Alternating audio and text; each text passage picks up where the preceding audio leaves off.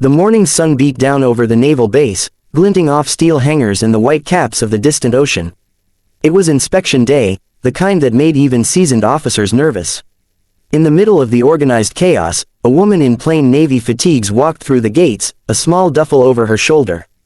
No medals, no stripes, no name tag, just quiet confidence. The gate guard squinted at her ID. "New transfer?" he asked. She nodded. "Just got reassigned. Reporting for duty." He handed the card back without looking twice. "Welcome to Fort Orion, ma'am. You'll find the admin office straight down the main corridor." The word ma'am was out of habit, not respect.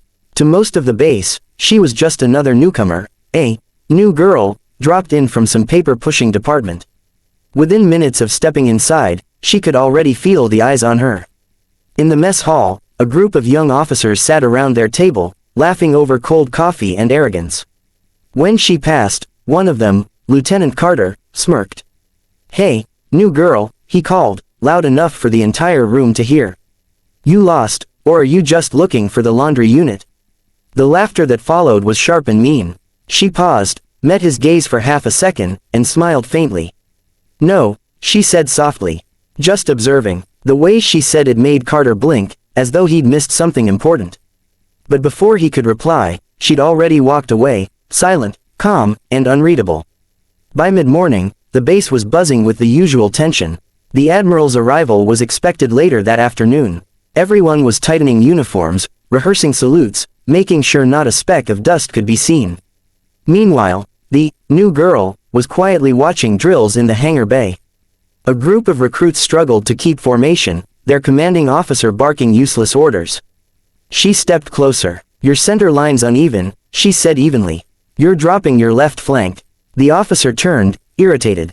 "Excuse me, who are you two?" Before he could finish, she adjusted one soldier's stance, repositioned another, and snapped, "Now move." Her voice cut like a blade, sharp, commanding, practiced. Instinctively, they followed, and suddenly the formation flowed perfectly. Silence hung for a beat. The officer stared. "Who are you?" She didn't answer, just nodded and walked away, her boots echoing on the concrete. An hour later, the entire base lined up for inspection. The Command Master Chief stood at attention, waiting to greet the new Admiral. Whispers rippled through the ranks as a black SUV rolled to a stop. But when the door opened, no one stepped out. Instead, the new girl approached from the side, her uniform now pressed, her insignia gleaming. The Master Chief's eyes widened. He snapped to salute. "Admiral on deck." Every soldier froze. Lieutenant Carter felt his throat close as she looked straight at him, the same calm smile on her face. "Now," she said, voice like cold steel, "let's see who still thinks I'm the new girl." The courtyard was silent except for the sound of boots shifting uneasily on gravel.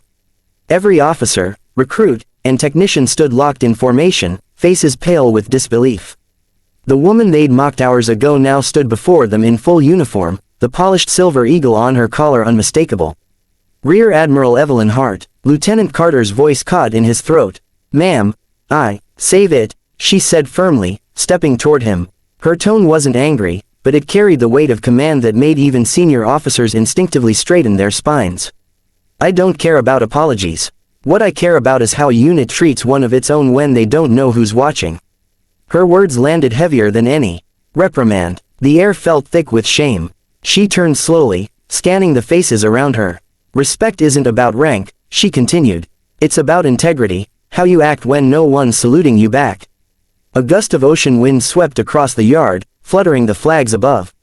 For a long moment, no one spoke.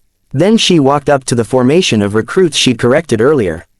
The same officer who had questioned her now stood stiff, sweat forming under his collar. "You," she said, pointing. "You doubted me. That's fine. Doubt can be useful, if it drives you to learn, not to belittle." He swallowed hard. "Yes, Admiral." Her tone softened slightly. "Good, because tomorrow, you're leading morning drills under my supervision. I want to see if you can lead with the same confidence you had when you thought I was a nobody." A few recruits exchanged nervous glances. The lesson was clear. Then she faced the entire base. "When I arrived this morning, I was hoping to observe discipline and teamwork. What I found instead was arrogance hiding behind uniforms. That ends today." Her eyes locked on Carter again. "Lieutenant, you'll assist in restructuring morale training for your unit. Starting immediately. Yes, Admiral, he said, voice low but sincere. For the first time, she smiled faintly, not cold, but human. Good, you'll make a fine officer once you remember why you wear that uniform. She stepped back, her gaze sweeping over the sea of humbled faces. I wasn't sent here to command you. I was sent here to remind you what this base stands for: honor, duty, and respect. We serve the same flag. Don't forget that again. Then, without ceremony, she turned and walked toward the command building. The crowd slowly broke formation, silent, thoughtful. Carter watched her go, the realization heavy in his chest. The new girl had done more in one morning than their last commander had in a year. And deep down, every soldier knew, Fort Orion had just gained not just a new admiral, but the kind of leader they'd needed all along.